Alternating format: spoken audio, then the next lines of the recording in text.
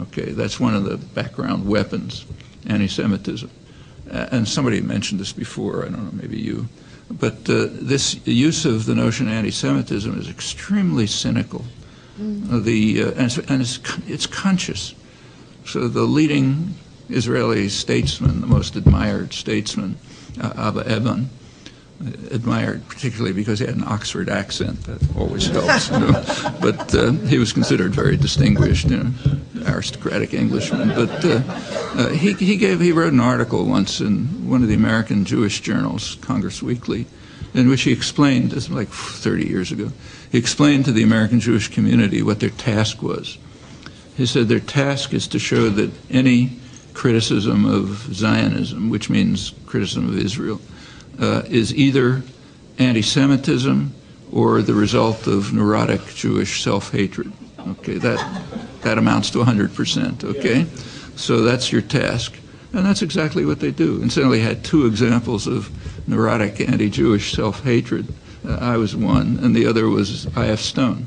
You know, who was a dedicated Zionist all his life. But because we were critical of Israel. So, and in fact, in Hebrew, there are two words for propaganda. There's the word that means propaganda, which is used for everybody, and the word that's used for themselves, which translates as explanation. See, the assumption is that everything we do is so obviously correct that all we have to do is explain it to the goyim, you know, to the non-Jews, and then they'll understand. And that's the line constantly. You know, you read this stuff. So that's Abba Eban's advice. So every criticism is either anti-Semitism or Jewish self-hatred. Can't be. What else could there be, since everything that's done is obviously right? Finkelstein is, you know, he'll have a very hard time teaching after this because he's been defamed badly. But he's getting on. He's writing a lot, very good stuff. He's giving hundreds of talks all over the place. He's got a new book almost out, I guess. Pretty soon it'll be out. And, you know, both here and abroad. You know, it's not the best situation in the world, but he's making out okay. Paraphrase. What are your sources of inspiration? Sources of inspiration? What people have done. You know, I mean, like, take, say, the Palestinians. I mean, they've survived. It's astonishing, you know. That's a source of inspiration. To have survived an attack like this that goes back a century, but is intensifying in recent years, and to still be struggling to get your voice heard, like Rita's doing, that's inspiring. And people do that all over the world. You know, here too. I mean, just take here, where the struggles are much easier. You know, we're privileged. But a lot has been achieved. I mean, take, say, the presence of this audience. I mean, a couple of years ago, you could barely get 10 people in a room to hear about this. And if you had them, the talk would be broken up. I mean, I could give you examples from my own background.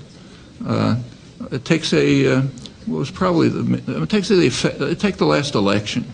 I mean, I didn't like any of the candidates. That's probably clear to you. But nevertheless, just consider the fact that the Democratic Party had two candidates, a woman and an African American. I mean, 40 years ago, you couldn't dream of that. I mean, 10 years ago, you couldn't dream of it. Where did it come from?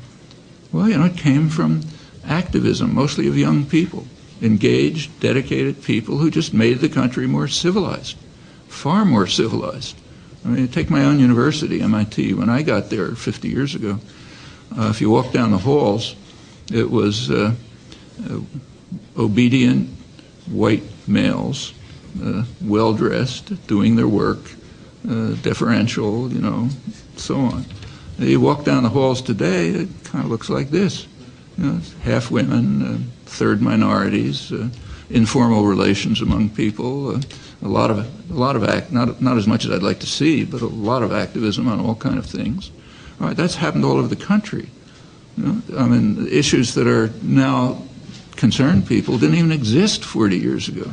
I mean, take, say, the solidarity movements, which grew up around Central America in the 80s, mostly not in the elite centers.